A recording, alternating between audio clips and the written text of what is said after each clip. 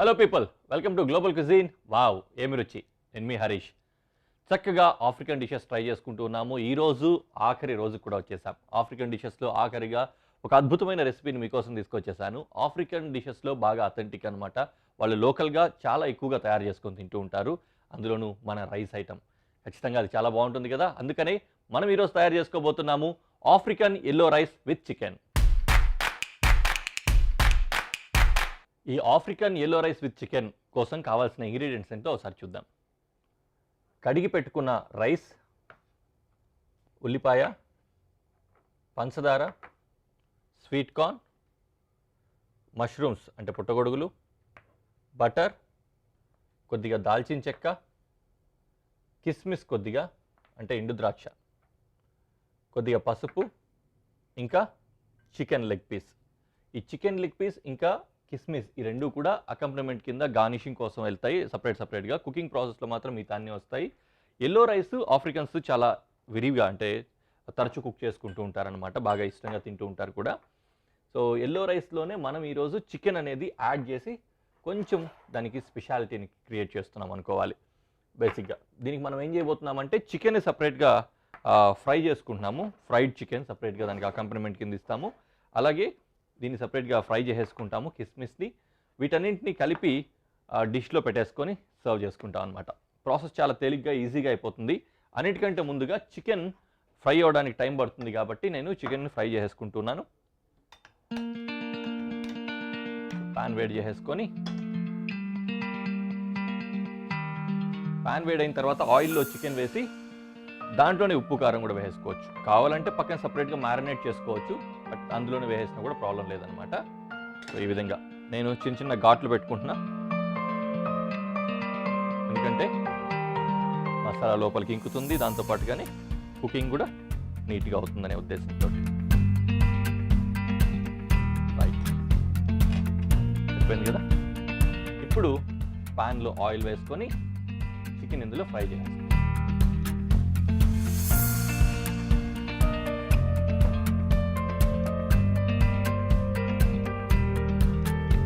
కొద్దిగా అటువైపు ఫ్రై అయిన తర్వాత ఉల్టా చేసి దాని మీద సాల్ట్ అండ్ పెప్పర్ కూడా చల్లేసుకుందాం, సరిపోతుంది. ఇంకో దాంట్లో ఏం చేస్తామంటే బటర్ వేసి కిస్మిస్ ఫ్రై చేసుకొని ఆ కిస్మిస్ని మళ్ళీ పక్కకు తీసేసుకొని దాంట్లోనే మిగిలిన ఐటమ్స్ అన్ని కూడా వేసేసి ఫ్రై చేసుకోవాలన్నమాట. సో ప్యారలల్గా నేను ఇంకో స్టవ్ కూడా వెలిగించేస్తున్నాను. చాలా తేలిగ్గా ఈజీగా కుక్ అయిపోతున్నట్లుగా ఉంటుంది, ఎందుకంటే ప్రిపరేషన్స్ అంతా కూడా ఆ విధంగా రెడీగా పెట్టుకున్నాం కాబట్టి. ఒకసారి మీరు కూడా కుక్ చేసేటప్పుడు అదే విధంగానే ప్రిపరేషన్స్ రెడీగా పెట్టుకొని ఇంగ్రీడియంట్స్ అన్ని రెడీగా పెట్టుకొని కుక్ చేసుకుంటే ఫాస్ట్గా అయిపోతుంది అనమాట. చికెన్ ఒకవైపు కుక్ అయింది కదా, దీని మీద కొద్దిగా అంత సాల్ట్, ఆ తర్వాత పెప్పర్ కూడా వేసుకోవాలి.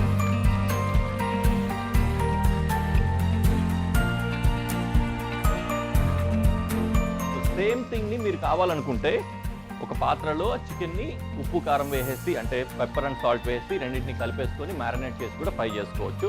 నేనైతే డైరెక్ట్గా చేస్తాను, అంతే డిఫరెన్స్, వేరేం లేదు. ఇప్పుడు ఇంకో ప్యాన్లో కొద్దిగా బటర్ వేసుకొని ఈ బటర్లో కిస్మిస్ని ఫ్రై చేసుకోబోతున్నాను.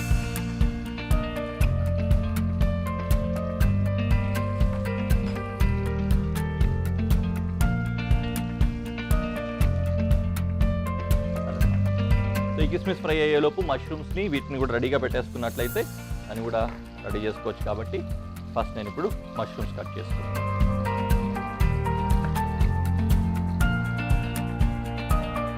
మీరు రెండు సపరేట్గా అంటే ప్యారల్గా అన్ని పనులు చేసుకుంటే మీరేం కన్ఫ్యూజ్ అవ్వట్లేదు అనుకుంటున్నాను. రీజన్ ఏంటంటే ఈజీగా ప్యారల్గా అయిపోతుంది ఒకేసారి అనే ఉద్దేశంతో ఆ విధంగా చేసుకుంటాం, అంతేగాని ఇందులో కన్ఫ్యూజ్ అవ్వడానికి ఏం లేదు. సో కిస్మిస్ వేసాను, ఇందులో కిస్మిస్ని బటర్ తోటి ఫ్రై చేసుకొని తీసేసుకోవచ్చు.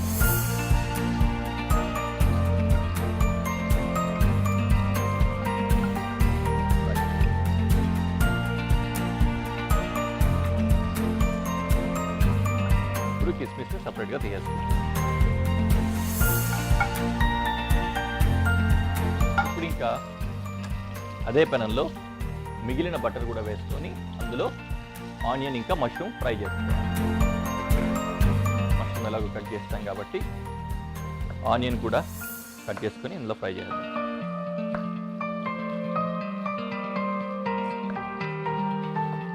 ఫస్ట్ ఆనియన్ వేస్తున్నా.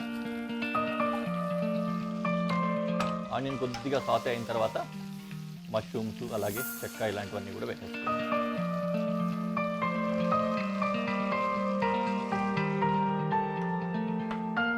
దాల్చిన చెక్క కూడా ఇందులో వేస్తాం. మష్రూమ్ని ఇందులోనే యాడ్ చేస్తాం.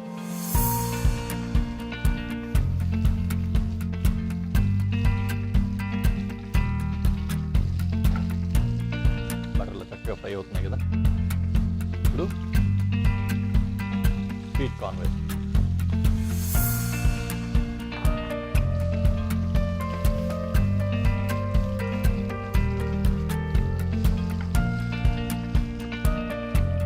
కొద్దిగా అది సాటే అయిన తర్వాత మిగిలిన పసుపు ఇంకా పంచదార కూడా వేసేసుకొని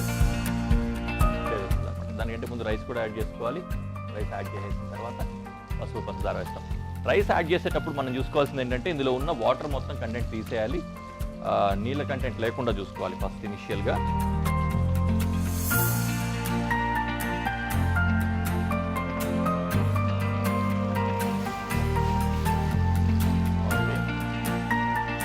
అయిపోయింది.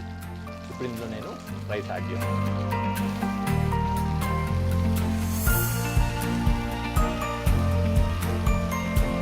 ఈ రైస్ కూడా వీటితో పాటు కొద్దిగా ఫ్రై అవ్వాలి. కొంచెం ఫ్రై అయిన తర్వాత మాత్రమే వాటర్ యాడ్ చేసుకొని కుక్ చేసుకుంటాం.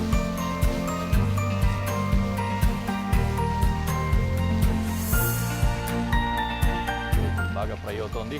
చికెన్ కూడా ఫ్రై అయిపోయింది. ఫస్ట్ అయితే నేను చికెన్ని సపరేట్గా తీసేసుకుంటాను.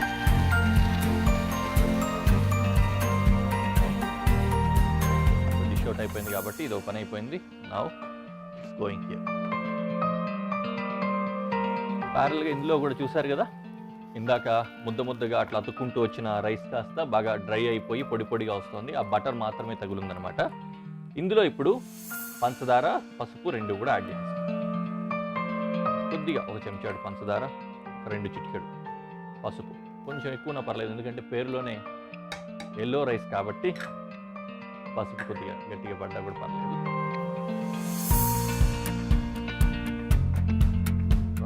బ్యూటిఫుల్గా మిక్స్ అయిపోయింది. మొత్తం అంతా సెట్ అయిపోయింది. ఇందులో ఇప్పుడు సరిపడా వాటర్ వేసేసుకుంటాం అనమాట. మామూలుగా మనకు కొలత ఉంటుంది కదండి, రైస్ పైన కొద్దిగా ఇంత మునిగేంత వరకు రావాలి అని ఆ కొలత వరకు పెట్టేసుకుంటే సరిపోతుంది. క్వాంటిటీ వైజ్గా సరేసురు పెడతాం చూడండి, ఇంచుమించు ఆ క్వాంటిటీ వస్తుంది. కొంచెం ఎక్కువైనా కూడా ఏమవుతుందంటే డైరెక్ట్గా ఆవిరైపోతూ ఉంటుంది కాబట్టి ఇక్కడ ఆవిరైపోతుంది. ఫైనల్ ఏంటంటే మామూలుగా పులావ్ రైస్ ఏ విధంగా అయితే వస్తుందో ఆ విధంగా తయారవుతుంది అనమాట. ఎనీవే దానికోసం టైం పడుతుంది కాబట్టి పెద్ద స్టవ్ మీదకి షిఫ్ట్ చేసేసి నేను కాసేపు ఉంచేస్తాను. ఓకే, వేగంగా ఇది కుక్ అయిపోతుంది. కుక్ అయినంత వరకు అలా వెయిట్ చేసి ఫైనలీ ప్రెజెంటేషన్లో పెట్టి చూసేస్తాను.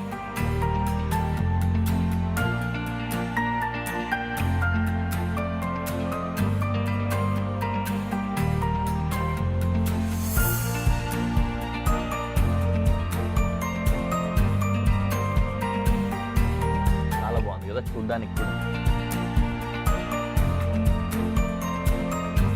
ఇందులో మీరు గమనించారో లేదో మనం కారం వేయలేదు, కొద్దిగా షుగర్ వేసాము, దాంతోపాటుగానే సాల్ట్ వేస్తున్నాము.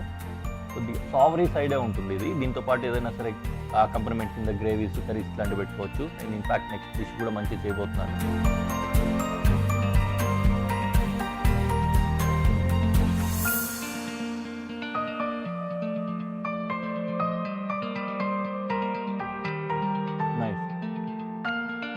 కాంబినేషన్స్లో చాలా బాగుంటుంది.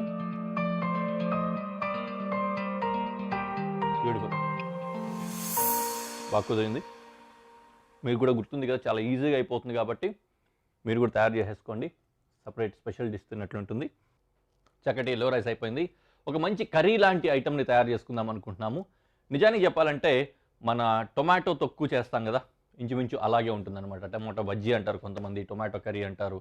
అలాంటిది ఏదైతే ఫ్రై ఉంటుందో అలాంటిగానే ఉంటుంది. బట్ మ్యాక్సిమం ఆఫ్రికాలో బాగా ప్రాచుర్యంలో ఉన్న డిష్ అనమాట ఇది. ఎక్కువగా ఏంటంటే బార్బిక్యూస్ కానీ ఇట్లాంటి మీట్ ఐటమ్స్ ఏవైతే ఉంటాయో వాటికి సైడ్ కింద అకంప్లిమెంట్ కింద యూస్ చేస్తూ ఉంటారు. అలాంటి చక్కటి డిష్ని మనం తయారు చేసుకోబోతున్నాము. మనం తయారు చేసుకోబోతున్న ఆ డిష్ పేరు ఏంటంటే ఆఫ్రికన్ కర్రీ డిష్ చకలక. ఈ చకలక డిష్కి కావాల్సిన ఇంగ్రీడియంట్స్ ఏంటో ఒకసారి చూద్దాం. బీన్స్ కాయల్లాగా తీసుకున్నాం,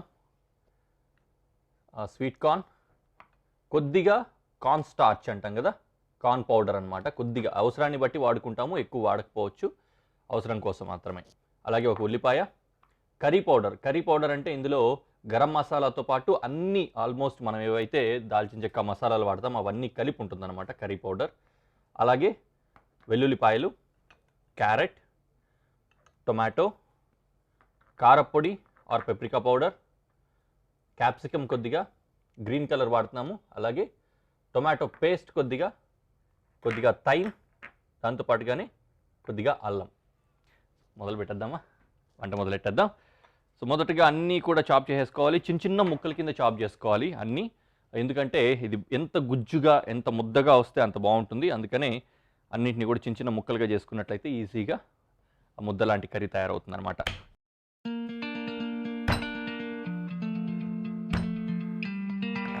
సో ఫస్ట్ నేను గార్లిక్ని చాప్ చేసేసుకుందాం, ఆ తర్వాత ఒకటోటే చాప్ చేసి వంట మొదలు పెట్టేసుకుందాం.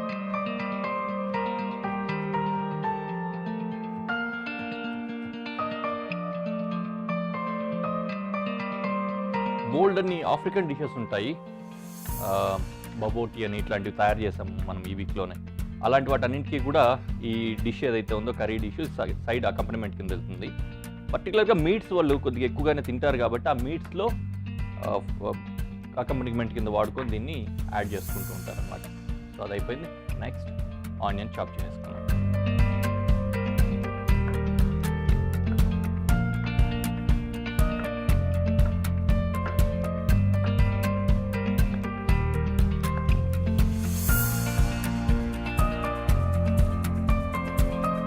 ఆనియన్ ఇంకా గార్లిక్ కటింగ్ అయిపోయింది. జస్ట్ జింజర్ కట్ చేసేసుకొని మనం ఫ్రైయింగ్ మొదలు పెట్టేసుకోవచ్చు అనమాట. ఓ ఆనియన్ చాలా ఫ్రెష్గా ఉంది, ఘాటు కళ్ళు మండిపోతున్నాయి.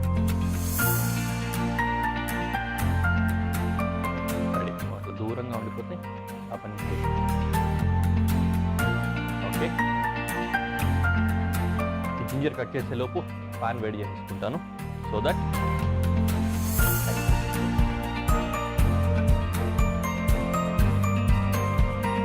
chopping of ginger also.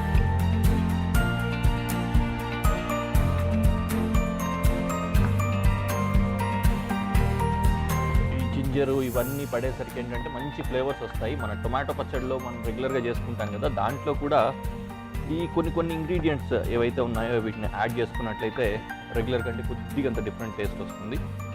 కానీ ఒకటి చూడాలి, రెగ్యులర్ టేస్ట్లో ఎప్పుడైతే మనం చేంజ్ చేస్తామో, అంటే మనం రోజు తినే డిషెస్ ఏవైతే ఉంటాయో వాటిలో ఏవైనా మార్పులు వచ్చినప్పుడు అంత ఈజీ కాదు మనం అడ్జస్ట్ చేసుకోవడానికి. కాబట్టి ఆ ధైర్యం చేసి ఆ రిస్క్ తీసుకొని చేయాలన్నమాట ప్రయోగాలు. చూసిన వాళ్ళకి ఏంటంటే ఏంటా టమాటా పచ్చడి ఇలా వచ్చింది అన్న ఒక డౌట్ వస్తుంది అనమాట. అలా రాకుండా చూసుకోవాలి జాగ్రత్తగా. ఎనీవే, పెనంలో ఇప్పుడు ఆయిల్ వేసి అల్లము, వెల్లుల్లి, ఆనియన్ ఇవన్నీ కూడా ఫ్రై చేసుకుందాం సాతే. సో మొదటిగా ఆయిల్ వేసాం కదా, గార్లిక్ యాడ్ చేస్తున్నాను.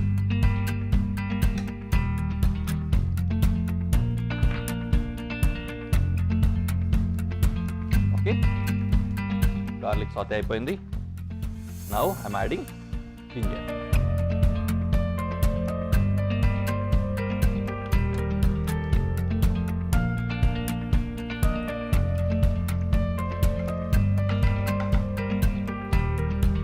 జింజర్ యాడ్ అయిన తర్వాత ఆనియన్ యాడ్ చేస్తాం.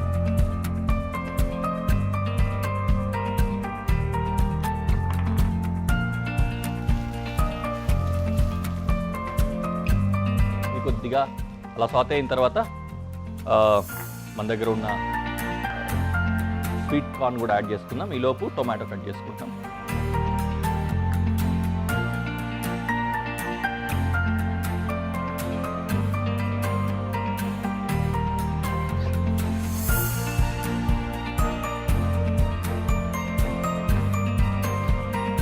వాటరీ కంటెంట్ ఉంటుంది కదా, కొద్దిగా అలాగ వదిలేద్దాము. ప్యారలల్గా క్యాప్సికమ్ కూడా కట్ చేసుకుంటాం.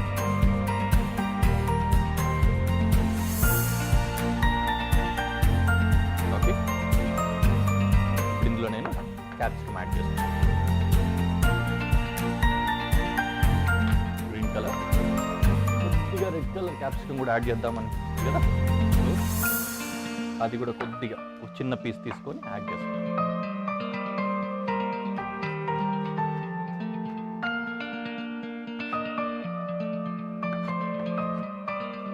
రెడ్ కలర్ క్యాప్సికమ్ కూడా వేస్తున్నా.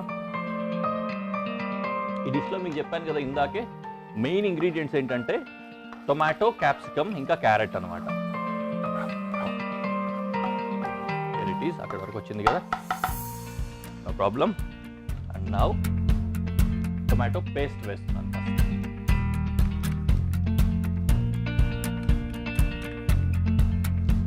ఇప్పుడు నేను టొమాటో వేద్దామా? ఫస్ట్ ఆయిల్ కంటెంట్ ఉంది కాబట్టి ఫస్ట్ గ్రీన్ ఇదే నేను స్వీట్ కార్న్ వేస్తున్నాను.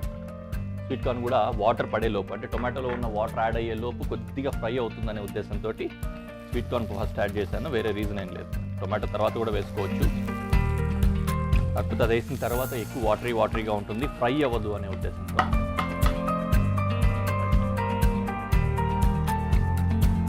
బీన్స్ కూడా ఉంది కదా, బీన్స్ కూడా చిన్నగా చాప్ చేసేసుకొని అందులో వేసేసుకున్నాం.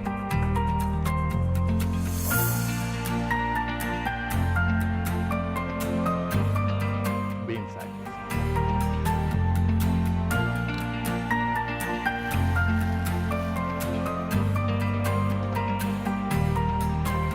కొద్దిగా అది సాస్ అయిన తర్వాత we are adding tomato.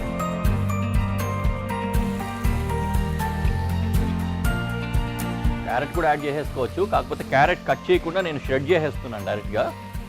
So that ఏమవుతుందంటే ఎక్కువసేపు కుకింగ్ టైం పట్టదు కదా, షెడ్డింగ్లో ముద్దగా వస్తుంది కాబట్టి క్యారెట్ తర్వాత వేసినా పర్లేదు. అందుకని ఇప్పుడు టొమాటో వేసేసాను.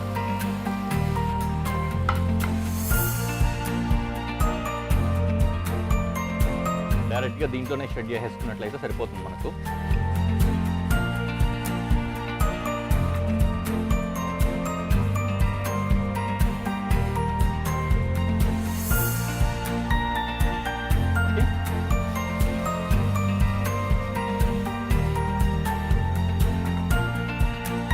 ఇది కొద్దిగా అలా ఫ్రై అయిన తర్వాత ఇవన్నీ వేసేసుకున్నాము, ఫ్రై అయిపోతుంది కదా. సో అయిన తర్వాత ఇప్పుడు మిగిలిన పౌడర్, కర్రీ పౌడర్ యాడ్ చేస్తున్నాను, అలాగే chilli powder are paprika powder.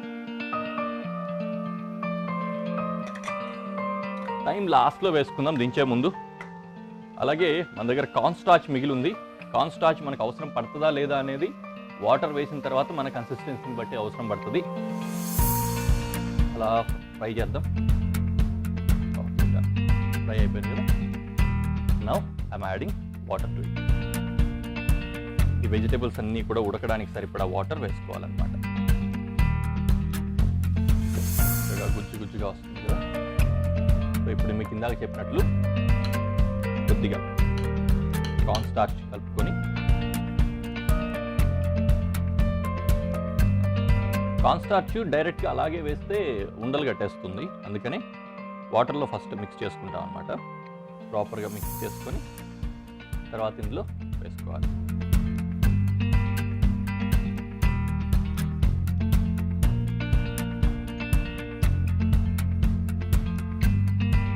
Okay, ఇప్పటివరకు అయిపోయింది. నౌ లాస్ట్లో సీజనింగ్ కోసం, సీజనింగ్ ఏమేమి అనుకున్నాం, టైం వేస్తున్నాం, అలాగే సాల్ట్ అండ్ పెప్పర్ కూడా యాడ్ చేస్తున్నాం. కొద్దిగా సాల్ట్,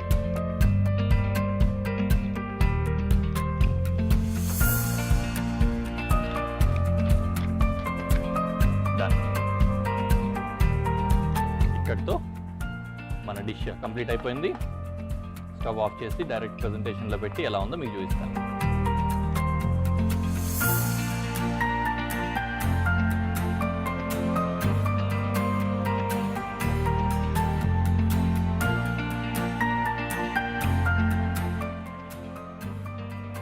ఎర్ర కూర, తెల్ల గిన్నె, మళ్ళీ ఎర్ర అండర్లైనర్ తోటి బాగా ఉంది చూడడానికి. టేస్ట్ చూస్తున్నాను నేను.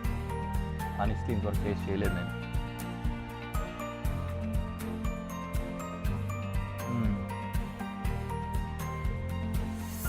నైట్ ఉప్పు కారాలు బాగానే పెట్టాయి. ఇన్ఫ్యాక్ట్ కారం మంచిగా తగులుతోంది. కర్రీ పౌడర్ అదంతా ఉంది కదా, మసాలాలు కూడా బాగా తగులుతాయి అన్నమాట మంచిగా. సూపర్బ్ అండి. మీరు కూడా ట్రై చేయండి. ప్రతి దాంట్లోకి, రైస్లోకి, మనమైతే రైస్లో కూడా తీసుకోవచ్చు. నిజానికి ఫ్లేవర్డ్ రైసెస్ ఏమైనా ఉంటే ఇంకా బాగుంటుంది. ముఖ్యంగా బ్రెడ్స్లోకి చాలా బాగుంటుంది. బన్ లాంటిది కానీ, బ్రెడ్ కానీ ఇట్లాంటివి కనుకైతే పావ్ బాజీ లాంటి తినడానికి కూడా చాలా చాలా బాగుంటుంది. ఖచ్చితంగా మిస్ అవ్వద్దు. తయారు చేసుకొని తిని ఎంజాయ్ చేయండి. మరో ఎపిసోడ్లో మళ్ళీ కలుద్దాం. Until then bye.